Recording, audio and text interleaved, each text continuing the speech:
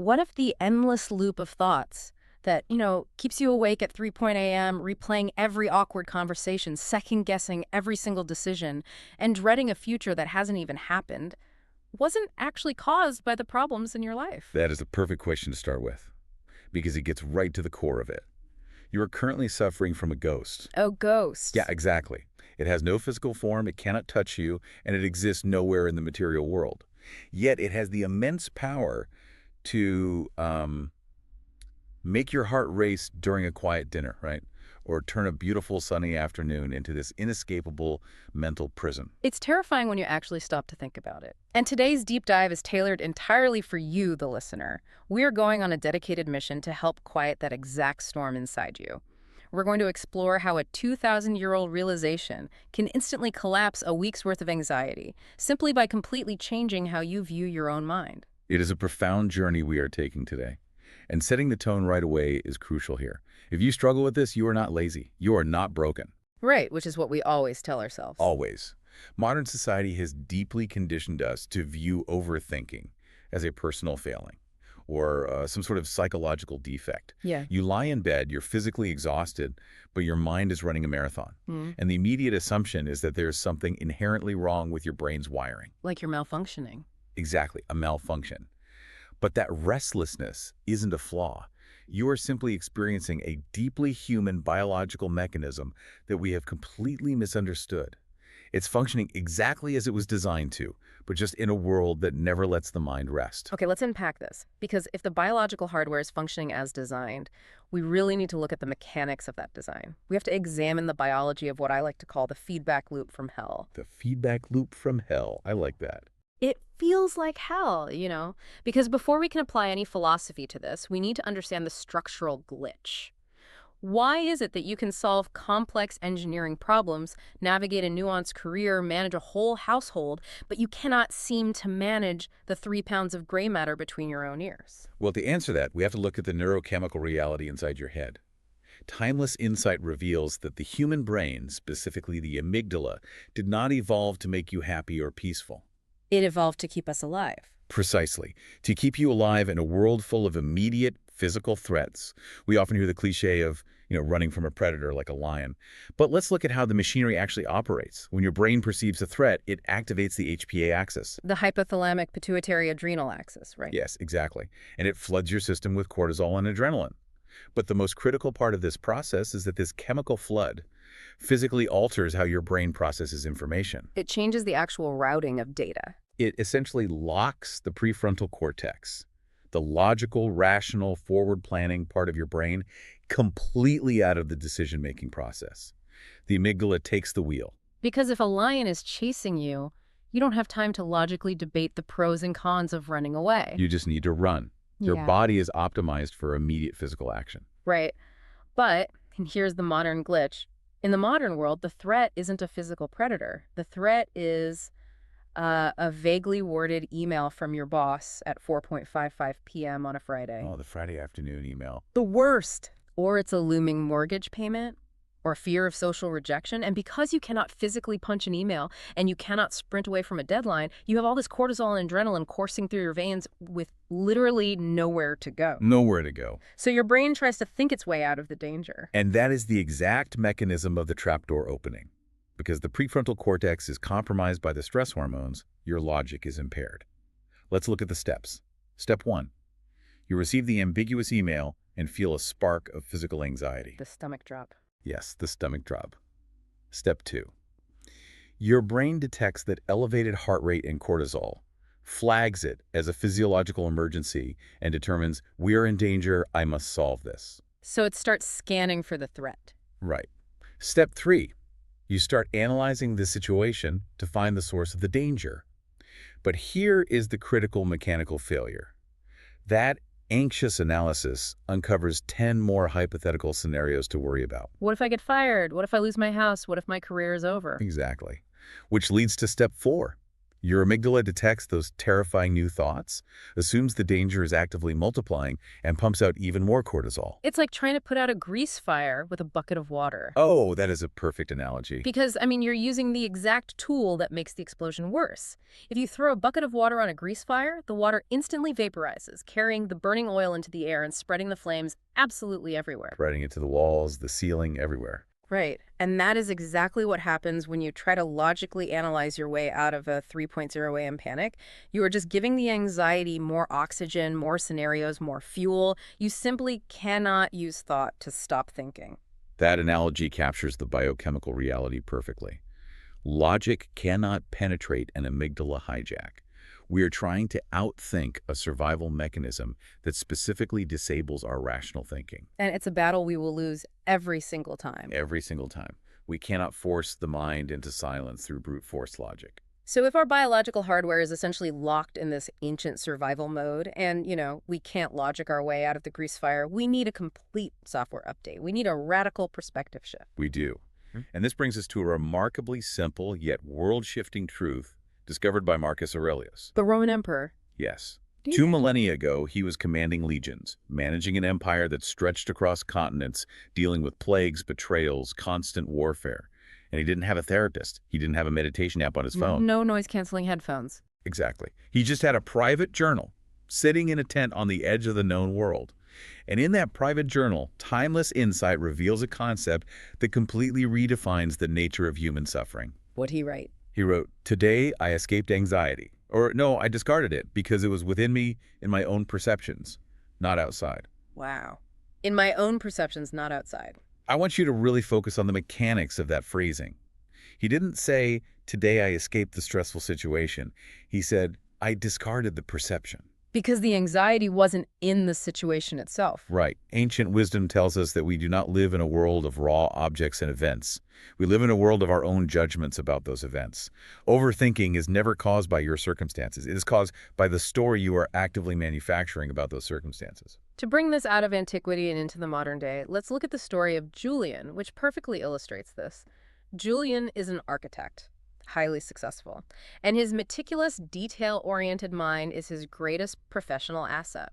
But at night, that exact same mental machinery becomes a weapon turned against him. Exactly. So one Tuesday evening, Julian receives a tiny 7-word email from his biggest client. Let's talk about the blueprints tomorrow morning. 7 words. That is the objective reality. A cluster of pixels on a glass screen. Nothing more. But let's look at what Julian's mind does with that raw data. By 8:00 p.m., his brain's threat detection system has taken those 7 words and architected a complete disaster. He decides the client hates the design. He decides the contract is lost. He imagines his entire firm going bankrupt. And by 11:00 p.m., he is lying in bed, physically safe, in his comfortable, climate-controlled home. But biochemically, his body is surviving an absolute war zone. He's literally looking at real estate in another city because he is convinced his professional reputation is permanently destroyed. And then the next morning, he walks into the meeting, and the client simply says, "I love the blueprints. I just want to know if we can make the windows a little bit larger." Larger windows. That was it. Julian just spent 5 agonizing hours suffering over a reality that never existed. I mean, he wasn't fighting a difficult client. He wasn't fighting reality. He was fighting his own simulator. His own simulator, yes. He was running crash test scenarios in his head, but his body felt every single impact as if it were real. Because the body doesn't know the difference. The simulator metaphor is vital here. The human brain is fundamentally a prediction machine. It runs these vivid, terrifying simulations to prepare you for the worst possible outcome, hoping to keep you safe. But as Julian experienced, the body cannot tell the difference between a real threat and a simulated one. Think about it. How many hours of your own life have been spent enduring the physical toll of a crash test simulation that just vanished the moment the sun came up? So many. The traffic jam isn't your problem. Your manufactured judgment that this traffic jam is ruining my day and my career is the problem. But wait, I have to push back on this. Please do. Because we live in a real world with real consequences, right? If Julian's client was actually going to fire him, isn't the brain right to run those simulations? Isn't it right to prepare? It's a very fair question. I mean, how do we distinguish between helpful, practical preparation and just letting the simulator torture us? Are we supposed to just never plan for anything going wrong? This is the exact hurdle most people face when they first encounter this concept. We confuse planning with suffering. Planning versus suffering, okay. The issue isn't the event itself, nor is it the act of practical planning. If the client fires Julian, that is a factual event he will have to navigate using his prefrontal cortex. But the suffering, the racing heart, the insomnia, the existential dread that comes from his judgment that this event will ruin me permanently. The judgment of permanent ruin. Right. Preparing a backup plan is a calm, rational action taken in the present moment. Obsessing over your own ruin is a terrifying story about a future that hasn't arrived. You suffer the movie, not the reality. Exactly. The mind is a marvelous servant, but a catastrophic master. It is a tool, and like any tool, it works best when we know how to put it down when the job is done, rather than letting it run wild and, damage the workshop. So if our own judgments and these hyper-realistic simulations are essentially the director of this mental horror movie, how do we fire the director? That's the million-dollar question. Right. How do we stop believing the terrifying scripts our own mind writes, especially when the body is already pumping cortisol? It requires a fundamental shift in how you identify with your own thoughts. Here's the core insight that changes everything. You are not the voice in your head. You are not the voice. No. Whoa. You are the one who hears it. Wow. Thoughts are just mental events passing through your awareness. They are secretions of the brain, just like saliva is a secretion of the mouth. Think of it like standing on a bridge over a massive, busy, multi-lane highway. The cars speeding past beneath you are your thoughts. And the overthinker is the person who has climbed down off the bridge and is literally running around on the highway. Yes, playing in traffic. They are down in the lanes, trying to catch every single car, trying to stop the traffic, redirecting the trucks, and constantly getting hit by the vehicles. They believe every single car on that highway requires their immediate physical intervention. The overthinker is completely entangled in the traffic. But the mindful person, the observer, stays up on the bridge. He's on the bridge. They lean on the railing and simply watch. They see the fast red "I'm going to fail" sports car zoom by. They watch the massive loud "I'm not good enough" semi-truck rumble past. They don't try to stop the vehicles. They don't jump onto the road to argue with the drivers. They just observe the traffic. Because it's just traffic. Exactly. The moment you realize that a thought is just a passing event, like a cloud drifting across the sky or a car passing under a bridge, it loses its biochemical authority over you. You stop giving every passing anxiety the weight of absolute, undeniable truth. Here's where it gets really interesting, because it's like realizing you're sitting in a movie theater watching a horror film, rather than actually being the character running from the monster on the screen. Oh, I love that. Because when you are totally engrossed in the movie, your heart is pounding, your palms are sweating, you are genuinely terrified, the simulator has completely hijacked your nervous system. You're in the movie. Right. But the moment you deliberately look away from the screen, look at the armrest, look at the glowing red exit sign at the back of the theater, the spell breaks. You remember where you are. You remember, oh wait, I'm just sitting in a chair in a room. The monster is on the screen, but I am entirely safe in this physical seat. You are the sky watching the storm. You are not the storm itself. And awareness of the thought is always calmer than the thought itself. The mind will keep chattering, because generating thoughts is simply what minds do to pass the time. But you decouple your identity from the chatter. You stop identifying with every single word it produces. You stop being a slave to the next anxious simulation and become the observer who can consciously choose which thoughts actually deserve your prefrontal cortex's time and energy. Okay, understanding this intellectually is one thing. I get it. I'm on the bridge. I'm in the theater seat. But how do we practically pull ourselves up onto that bridge in the middle of a chaotic workday? Right, when the pressure is on. Yeah, when the emails are piling up, the phone is ringing, the cortisol is rising, and the grease fire is catching. What is the actual practical application of this shift in identity? It comes down to a daily practice that ancient wisdom calls objective description. Objective description. Yes. It is the intentional act of stripping things of their dramatic value judgments. Marcus Aurelius was famous for doing this rigorously in his daily life. How so? Well, when he was served an incredibly expensive, highly sought-after vintage of wine at a banquet, he wouldn't let his mind build a story about luxury, status, or his immense power as emperor. He would look at it and quietly note, "This is just fermented grape juice." Just fermented grape juice. Exactly. And when he looked at the imperial purple robes of his office garments that commanded the absolute awe of millions of people, he would consciously strip away the narrative and tell himself, this is just sheep's wool dyed with shellfish blood. Wow. So he's basically reverse engineering his own awe and his own anxiety. He's dismantling the illusion. He's intentionally breaking down the components to remove the emotional weight of the simulation. So, applied today, if you are spiraling at work, instead of thinking, I'm failing, my boss is so disappointed in me, and my career is completely over, you force your brain to pause and describe the pure, boring facts. The boring facts, Just tell yourself, I am sitting in a chair. There is an email consisting of black text on a glowing screen. My heart is currently beating faster than usual. Those are the indisputable facts. Everything else is a story being written by a frightened director. Let's look at a modern example of this. Alex, a tech worker, struggled deeply with Sunday night dread. Ah, the Sunday scaries. We all know that feeling. It's awful. Every Sunday, Alex would lie awake, gripped by a physical tightness in his chest, running through every possible disastrous scenario for Monday's presentation. He would compulsively read old emails, searching for hidden criticisms, spiraling into scenarios where he gets fired, loses his income, loses his home. A full catastrophe. But he started applying this timeless insight. The next time the spiral began, what if the client hates the new strategy? Alex forced himself to pause the simulator and asked one grounding question. What was the question? Is this thought about something I can physically control in this exact moment? And at 10 p.m. on a Sunday night, laying in the dark, the answer to that question is inherently no. The answer was definitively no. So instead of fighting the thought or trying to logically disprove it, he simply labeled it. He told himself, this is my brain's opinion passing through, not a fact. Stripped the drama. He stripped the drama, and then he gently returned his physical attention to the present moment, the feeling of the blankets, the sound of the air conditioner. Now, he didn't magically stop worrying forever. Right, it's not a magic trick. No, but he stopped feeding the worry with more attention. By refusing to engage with the simulator, he starved the biochemical feedback loop of the emotional fuel it needed to keep pumping cortisol. He stopped throwing water on the grease fire. Precisely.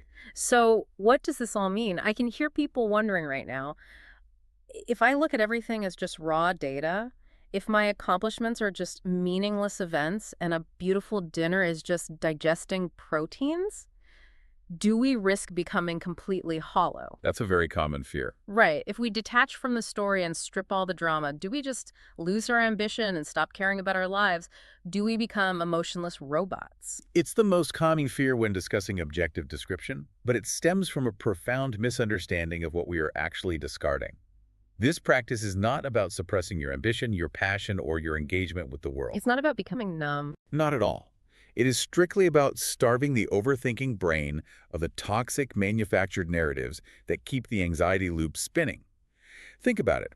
When you strip away the unnecessary suffering, you actually create more cognitive space for genuine engagement. Oh, I see. You enjoy your successes more because you aren't obsessing over losing them. You engage with your work more effectively because your prefrontal cortex isn't paralyzed by the fear of a hypothetical failure. You aren't becoming an emotionless robot. You are simply refusing to let an unmanaged simulator terrorize your physical nervous system. You end the inner war with every passing opinion. You know, another deeply practical way to support this software update is by creating small islands of silence in your day. Islands is silence. Crucial, because modern life keeps us constantly overstimulated. We have 50 open browser tabs, constant push notifications, podcasts, music, and a relentless 24-hour news cycle. Our nervous systems are constantly flooded with input, begging for a break. Begging for it. So you intentionally create an island. You leave your phone in the other room while your coffee brews. You drive to the grocery store in complete silence, deliberately leaving the radio off. Just letting the mind breathe. Exactly. You just sit on your balcony for 30 seconds and watch the sky without an agenda. By doing this, you are physically teaching your nervous system that silence is safe.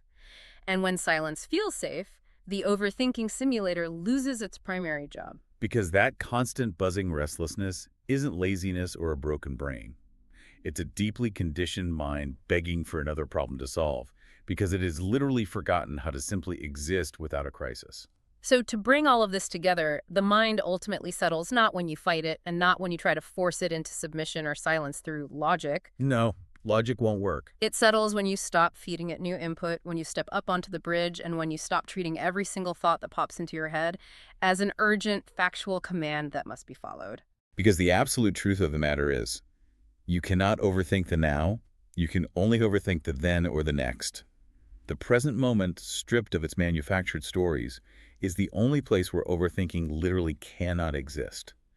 The next time you feel a wave of anxiety rising, the next time that 3.0 a.m. ghost pays you a visit, treat that racing thought not as a terrifying, urgent truth about your future, but simply as a tired, over-caffeinated employee in your brain, desperately trying to do a survival job that is no longer needed. That is such a vivid image. Just acknowledge the effort, but decline the simulation.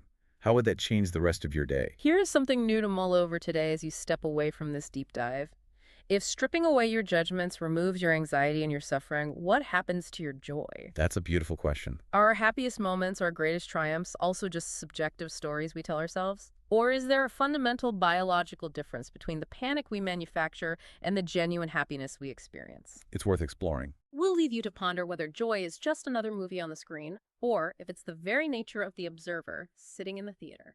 Thank you for joining us. Observe your own mind with curiosity rather than judgment. Remember, you are the sky, not the storm. Until next time.